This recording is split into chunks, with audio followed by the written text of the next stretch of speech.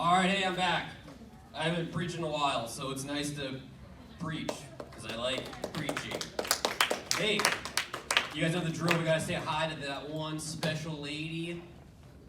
My mom. Hi, Mom, on three. 1, 2, 3. Hi, Mom. You know, she listens to all of these.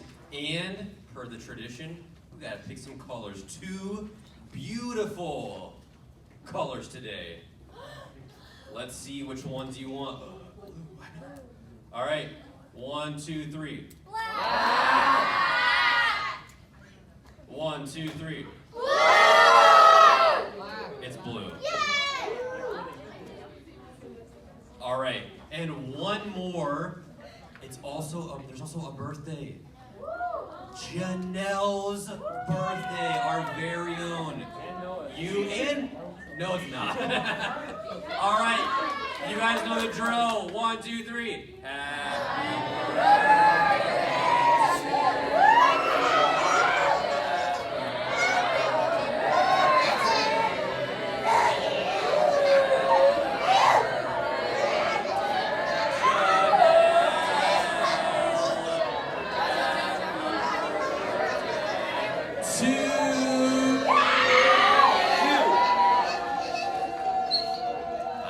That was the worst. What's the word? End? I don't know. Maybe I'm just a bad conductor. All right, here we go. Hey, let's get this started. Happy birthday, Janelle. All right, today is December 1st. Did you guys know that? Yeah. You might be like, wait, it's November. No. This is the first day of December, and with December comes my favorite holiday, Christmas. And as a kid, Christmas was everything to me, because when I was a kid, presents were everything, all right? My parents, it was like they were partnering up with Santa Claus, you know? And so, I mean, scooters and bikes and Nintendo and Super Mario, and the Christmas season for me was just filled with so many sweet memories of presents and being with my family, and I'd have all these funny PJs, and I'd have my Super Mario PJs, and Mario was wearing a Santa Claus hat, and it was just a great season. But as you get older, and while presents are still nice, right? There's nothing wrong with that, but you should really, and especially, begin reflecting on what exactly does Christmas mean?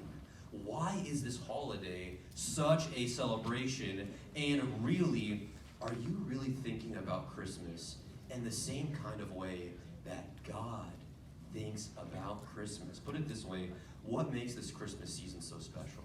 What makes this so special every single year? And that's the question that we're going to answer today, which we're allowed to answer today because it's December 1st. And so I'm running with it. And you know, my prayer is this, that by the end of the sermon, you walk away not just understanding, but also feeling the gratitude of what God has accomplished in history.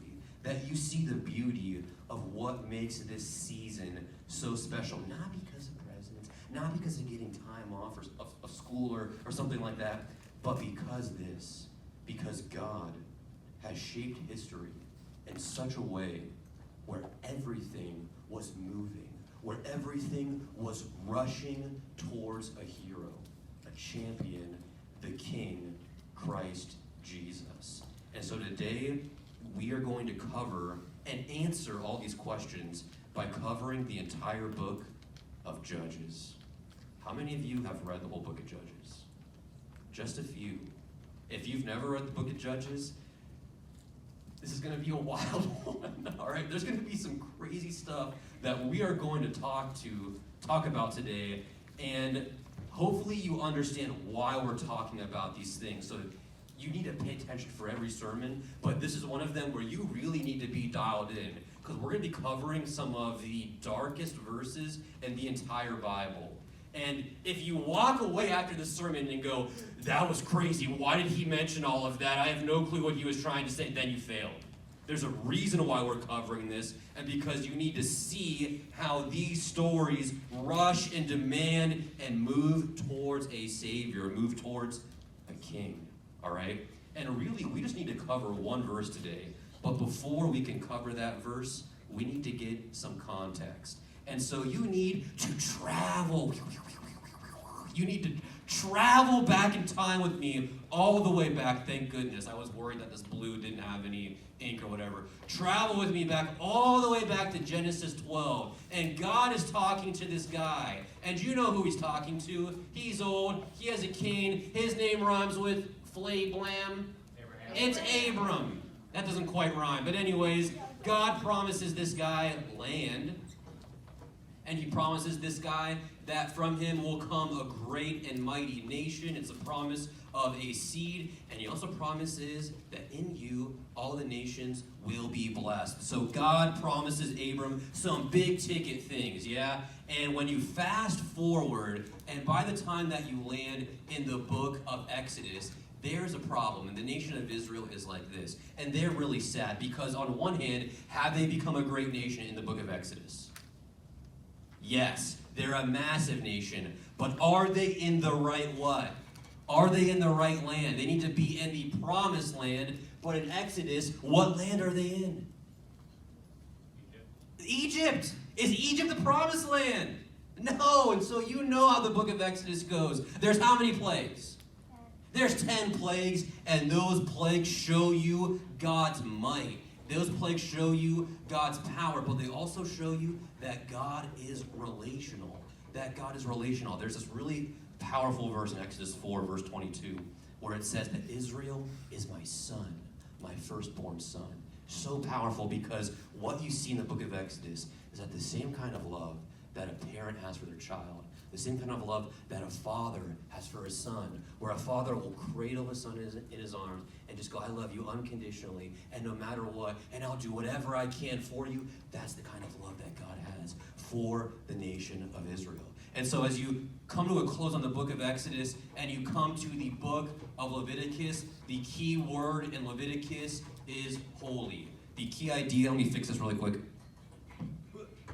The key idea is that God is holy. And if and when you read the entire book of Leviticus, you will see God's holiness on display. I mean, God's holiness is something that you've never even thought of to this kind of degree. God's holiness even cares about the clothes that you wear. God's holiness even cares about what you eat. God's holiness cares about everything, even down to the most mundane moment of life. That is God's holiness. And because God is holy, that means that the entire nation also needs to be what? Holy. Okay? And here's the problem. As you come into the book of, what book comes next? You tell me. Numbers. Good. One person said it. Say it loud. As you come to the book of Numbers, there is a problem. And the problem is the nation of Israel. The problem is that the nation of Israel is trash. They are terrible. They're grumbling. And I mean, if you watch VeggieTales gets it pretty close here, I mean. But it's still not really close because they're even as bad as they can get. And so God's like, you guys are so bad. And then they're like, shut up, God. And then they're like, we just kill us in the wilderness. And then God goes, you guys want to die in the wilderness? All right, fine. And the whole first generation, what happens to them? All of them die. All of them, period. Even Moses, all right? And as you come to the book of Genesis, Exodus, Leviticus, Numbers, what's next? Deuteronomy. You're now focusing in on the second generation. And the second generation needs to learn a very important word. They need to learn this word, the word love. And this book is so jam-packed with epic verses like in Deuteronomy 6, where God says, Israel, you need to love me with all your what? With all your heart and soul and what? Your mind and all your strength. And that they need to learn the lessons that the first generation never learned. The first generation was trash. You want to know why they were such trash? Because they had a bad and an evil and a wicked what? A heart. This was their heart. It was like this. I mean, they're villainous people. And so God says, Israel, second generation, learn the lessons of your parents. You need to have a good heart. You need to actually love me. You need to serve me. You need to be obedient to me. You need to follow the law. And you do all those things because you're showing and you're proclaiming, hey, I actually love God. All right? And so as you come to the end of the book of Deuteronomy, now we come to the book of what's next? Joshua, very nice. And if Genesis 12 is showing you that, hey, and if the rest of these books are showing you that, hey, nation and nation and nation, and they really have become this great and this epic and this priestly nation and all of these things, what the book of Joshua is doing, it's resolving this issue right here, the issue of land. Because at this time, this is a little bit nerdy, and also Blue is dying, so I'm sorry, but get it out of there. Hopefully this one works. I know. We need to get into some geography stuff. Ooh, that one's fresh. Here's a map of Israel. See this right here? All right, you got the Sea of Galilee right here. You have the Dead Sea right here. What river is this? Jordan River. I win. What sea is this right here? Sea of Galilee, very nice. And Israel is chilling right here. Is this the promised land? Right here. No, where's the promised land? All right here. So in the book of Joshua, the nation needs to move from right here to where? To right here. But the problem is, who's living in this area right now? The bad guys. And I'm talking real bad guys. I'm like, how bad are the bad guys? Badder than the baddest guy of any kind of bad guy. Real bad guys are living in there. And so God's like, you need to take the land and you need to boot out all of the bad guys. All of them. And God's like, kill them all. Period. And Israel goes, nah. And here's the tension in Joshua. God was faithful to get them in the land. But the nation was not faithful. The nation was bad. And you know why they're bad? Because they have a bad what? They have a bad heart. And God says, Israel, because you did not take all of the land, and because you let the bad, evil, baddie guys who are really bad, they're going to now make you what? Also bad. And you're going to be in trouble. And all of that now brings us to the book of Judges. Before Joshua dies, and the close of the book of Joshua is super depressing, because Joshua is like, all of you are doomed. Joshua basically says crap is about to hit the fan, and then guess what happens in the book of Judges? That's exactly what happens. So now turn to Judges. Now turn to the book of Judges. And you're about to see how bad things get. And we're going to read some crazy stories. But what you need to tuck away, what you need to begin asking yourself is, why is it so bad? Why is it so bad during the days of Judges? And yes, it's bad because they have a bad heart, but there's another reason why it's so bad in the book of Judges. So keep asking yourself that. And as you come to the book of Judges, there are some dudes that are, drum roll, judges. The judges are guys that are deliverers, okay? The judges are guys that are deliverers. And really quick, this is one of the worst eras in all of Israel's history. And for your notes, you definitely need to write this down. If you don't understand this next part, you won't be able to understand the entire book of Judges. You need to understand the structure. And here's how it works. The nation of Israel will fall into idolatry, massive idolatry. Once they fall into idolatry, what do you think God does? How should God deal with an idolater? Should he say, hey, that's real great, or should he punish them? He should punish them. And so then God does just that. So there's punishment. And so the nation will get enslaved. And the punishment is so bad, and the nation of Israel is enslaved so much that what do you think the nation does? They cry out. And they cry out to who? They finally cry out to God. And so then God will raise up a deliverer. And this deliverer will be a judge, a military judge, who can help and rescue the nation. And that deliverer provides rest for the nation. But here's the problem. Once they get rest, guess what happens next? This. Idolatry. The book of Judges is a cycle.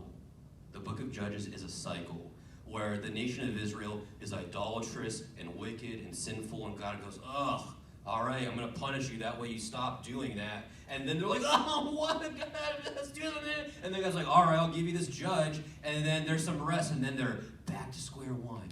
And here's what makes Judges so devastating. They can't escape the cycle. And it's not just that the cycle is bad. Every single time that this cycle appears, the nation gets worse. It's not just a cycle, it's a downward spiral. And so by the time that you get to the end of the book, guess how bad things are? The baddest they've ever been. So every single cycle, their sin gets worse, their punishment gets worse, they cry out, and it's fake repentance, it's not even real repentance, and the judge, their deliverer, gets even worse, their rest gets even shorter, and then you're back, and you're back, and you're back, and you're back. If you get that, then you'll be able to understand Judges. All right, turn to Judges 3. Judges 3. The first guy that we need to talk about is a guy named Othniel. A guy named Othniel. And we'll draw Othniel like this. All right? And we'll give him a sword. All right? There is Othniel. And look at Judges 3. So you know how it goes. The nation falls into idolatry. They do bad, really bad stuff. They're worshiping false gods. God's like, all right, fine, I'm going to punish you. And look at Judges 3, verse 9. Look at Judges 3, verse 9. So the nation, what do? The sons of Israel, they cry out to the Lord, and the Lord raised up a deliverer from the sons of Israel to deliver them. Who's the deliverer? Say it with me. 3, 2, 1. Othniel. Othniel. And look at verse 10 here. Look at verse 10. The Spirit of the Lord came upon him, and who is he fighting against here? Which king? The king of where? What does it say in verse 10? The king of Mesopotamia. Very nice. Mesopotamia is massive. Okay, they are. If you have bullies on the playground, this is the biggest bully. This is one of the strongest bullies. This is the bully who takes steroids and got held back 30 graves. And his name is Diesel and is about to kill you and your whole family, all right? That is Mesopotamia. And so they get enslaved by Mesopotamia. And what does Othniel do? Look at verse 11. He eventually wins. They conquer Mesopotamia. And in verse 11, the nation has what? Then the land had what? What does it say? Then the land had blank for 40 years. Rest. And so you go, very nice, but guess what happens? This is the book of Judges, and Judges is a cycle, and Judges is a downward spiral. So guess what's going to come next? Idolatry. Now look, Othniel, does he start off good? Yeah. It's like, was this guy like a pretty good judge? And you're like, yeah. And he's even from the tribe of Judah. So you're like, Judah's a very cool tribe, the most important tribe for the nation of Israel. So you go, all right, Othniel, that's good. Not for long. The second guy is Ehud. And we'll learn about this guy also in chapter 3. And here's how I'm going to draw Ehud. I'm going to draw him like this, and he's going to be like this, and he's going to have a cloak because he's mysterious, and he's going to have a tiny sword. Now remember the tiny sword, okay? Actually, Othniel, large sword. Ehud, tiny. He's got a baby sword. You're like, what's he talking about? Just hang with me. So the nation falls into idolatry. And so now they're going to be punished. They're going to be enslaved by another nation. And look at chapter 3, verse 15. What do the sons of Israel do? They cry out to the Lord, and the Lord raised up a deliverer for them, and the guy's name is Ehud. This guy with the cloak. And very important, in verse 16, look at what it says. Ehud made for himself a sword, which had 2 edges, a cubit in length, and he bound it on his right thigh under his cloak. And so the nation is enslaved, and Ehud is the guy who's supposed to bring tribute to the Moabite king. The nation of Israel is like, Ehud, you're our guy. Go give the Moabite king a bunch of our stuff. That way he's happy with us. And so Ehud, he gets a weapon. What kind of weapon is this? It's the kind of weapon that what type of person would use? It's tiny. He wraps it on his thigh. It's the weapon of a what? Assassin. Ehud is an assassin, okay? And if you're familiar with the story, this is weird, but this is what the Bible says, and you need to know this because it's in the Bible and it's really important. The king of Moab was really fat, and the text even says that. So I can draw that, and I can say that. Here's the king of Moab. His name is Eglon, and we'll give him a crown. Eglon is on the toilet, okay? He's on the toilet. And Ehud, he has a little what? He He has a secret dagger, and he's hiding the secret dagger. And you're like, this is crazy. Look at verse 20. And it's in the text. You're like, this is a weird sermon. Verse 20, Ehud came to him while he was sitting alone. The him is the king of Moab in his cool roof chamber. So he's on the toilet. And Ehud said, I have a message from God for you. And he arose from his seat. And verse 21, Ehud stretched out his left hand, took the sword from his right thigh, and thrust it into the king of into Eglon's belly.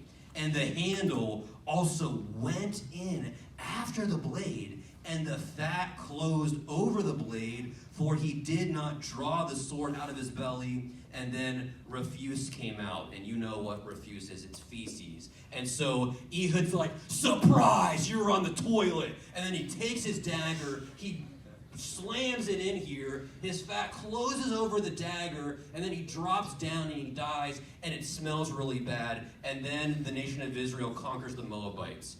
And that's Ehud. You're like, that was weird. You're like, this is crazy. Should he be saying all of these things? You gotta ask yourself, why is the text so grotesque? Why is it so weird and so dark?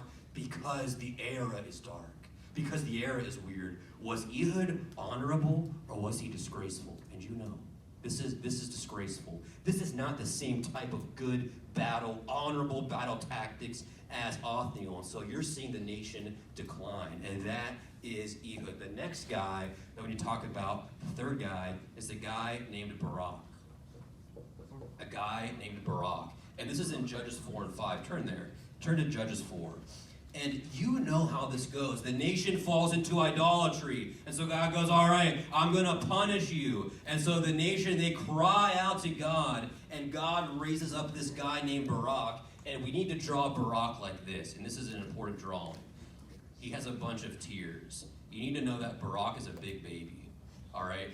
Barak is a coward. He's a huge crybaby. And God's like, Barak, you need to be the guy that you need to be, and you need to be the judge and deliver Israel. I chose you, Barak, so go do what you need to do. And what Barak does is he crosses his arms, and look at chapter 4, verse 8. He crosses his arms, and in chapter 4, verse 8, then Barak said to her being Deborah, he says, if you will go with me, then I'll go out.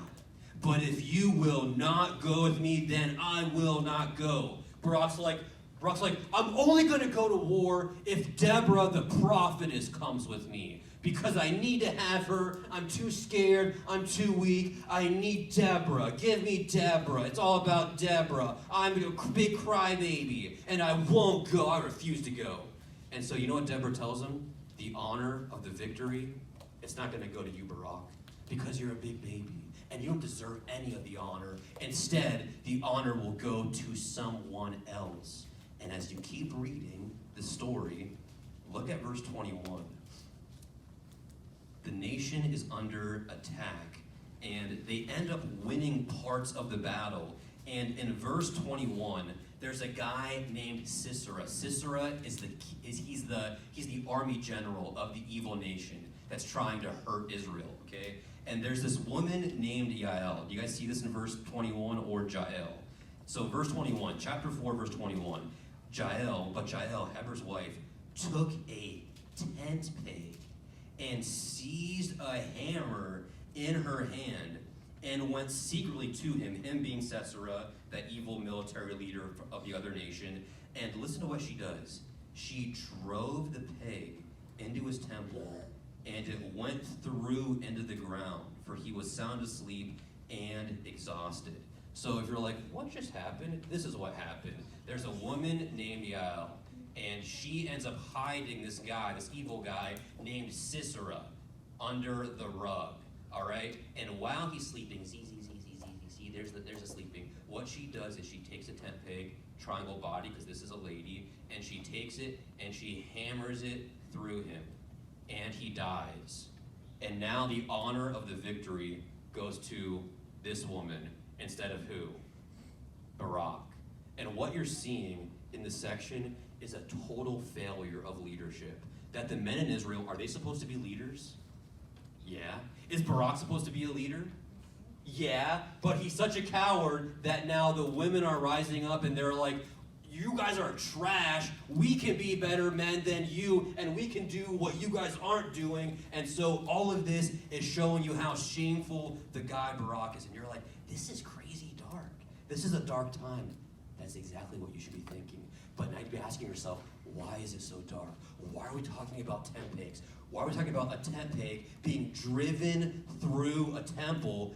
This is crazy. What exactly is going on here? And now we need to get into the next judge. There is a next judge, and his name begins with a G. A lot of you already know this guy. His name is what? Gideon. Very nice. Turn to Judges 6. Judges 6. Actually, turn to Judges 8. Turn to Judges 8. While you're turning there, turn to Judges 8. While you're turning there, now look. Do they have deliverance after Barak? Yeah. Do they have rest after Barak? But as you come to Gideon, look, it's the same song, it's the same dance. They fall into idolatry. God goes, all right, I'm going to punish you. The nation cries out. God raises up a guy named Gideon. All right, Gideon gives, he gives them temporary rest. But look at what Gideon does in chapter 8, verse 27. Look at what Gideon does in chapter 8, verse 27. He takes, now listen carefully. Gideon takes a lot of their gold, okay? The people are like, Gideon, you're our hero. You're like our king. And Gideon's like, sweet, give me all your gold, cha-ching. All right, and so he takes all their gold. In chapter 8, verse 21, Gideon made it into an ephod. And he placed it, the ephod, in his city, Ophrah, and all the people played the harlot with it there, so that it became a snare to Gideon and his household. What event does that sound like? Somebody takes a lot of gold and they fashion it into something, and then that something gets used for mass idolatry and becomes a snare to the entire nation. What does it sound like? Exodus. It sounds like Exodus with the golden what? It's like the golden calf 2.0, but now it's with one of Israel's leaders. Do you see how you're going down, you're going down, you're going down, you're going down, you're going, there's no heroes in this book. There's no heroes in this book, all right? Gideon is also a skeptic, and he's just a loser in general. Not a surprise, he's a doubter, because all these guys are losers. The next guy is Gideon's half-son. Gideon has a bunch of wives, and he's a bad dude. How do we draw Gideon? I don't know. We'll draw him like this. And he's got all his gold. Gideon has a son, a half-son, and his son's name is Abimelech. Abimelech. And we'll draw Abimelech in the same way. We'll draw Abimelech in the same way. So there is Abimelech. They have the same haircut or whatever. Abimelech is crazy. And look at chapter 9, verse 5. And Abimelech is also, look, is this guy a judge? Okay, is this guy a judge? Yes. Is this guy a judge? Yes. Is this guy a judge? Yes. So, leader of Israel, leader. Abimelech is also a what? Leader. Also a judge. He's also one of the leaders. And look at how bad this guy is. Judges 9, verse 5. Judges 9, verse 5. Look how bad this is. Look at what he does. Then he, Abimelech, went to his father's house at Ophrah, and he killed his brothers, the sons of Jerubbaal. Jerubbaal is just another name for Gideon. 70 men on one stone. That's crazy, all right? Abimelech's weapon of choice is a stone.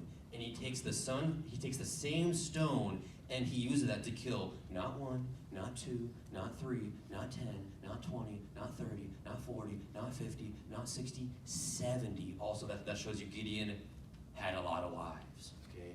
Abimelech kills almost all of his brothers. And you're like, it's getting worse, exactly.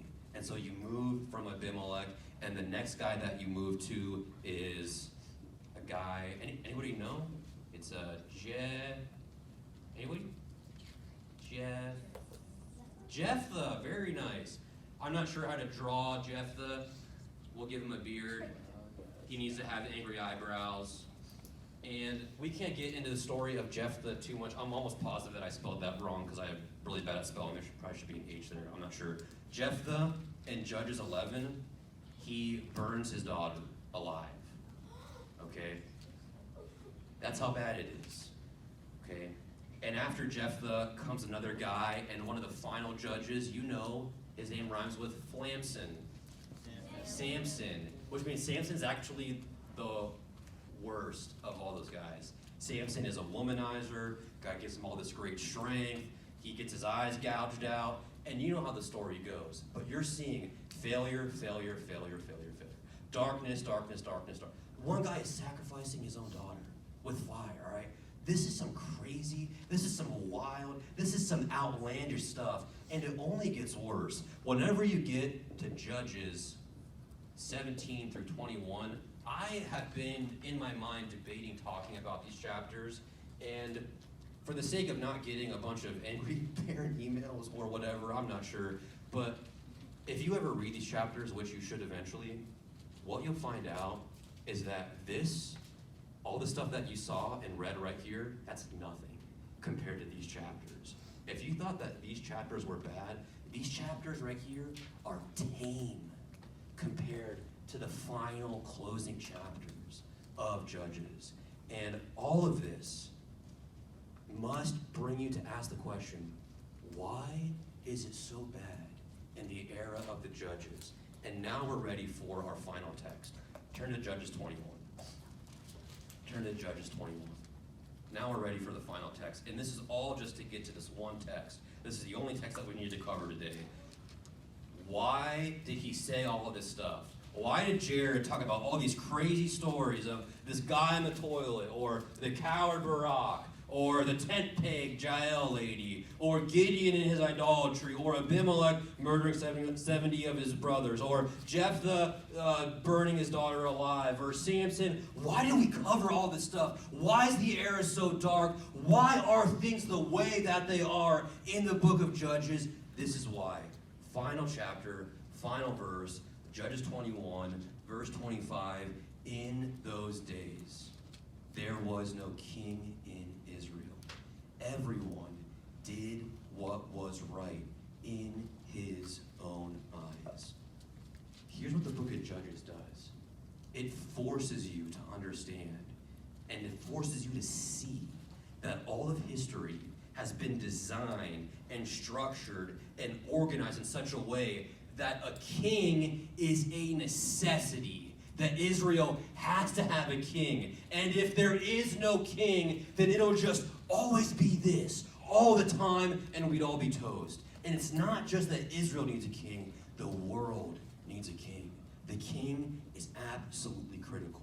If you want to have any kind of justice, if you want to have any kind of righteousness, if you want to have a new heart where you can actually love God as he requires and serve him as he requires and have the kind of relationship with him as he requires, then the world needs a king. And now do you see why the Christmas season is so important? December 1st, as we come to this Christmas season, that's what we see. Humanity in history has been waiting for the king. Centuries and thousands of years pass until you get to Matthew chapter 1. And you see the king has arrived. The king has been born. And that's the one who resolves everything. That's the one that we needed to come. And the New Testament authors say, hey, he's arrived. And his name is Jesus Christ. And as you think through this month, think about how necessary, think about how incredible and glorious it is that our lives aren't stuck in the same kind of cycle, and that our history has not just been stuck in the same type of downward spiral over and over and over again, but that God sent somebody, that the king has arrived. And how do you think about Christ? Do you think about Christ as the one who is absolutely necessary, as the one that you must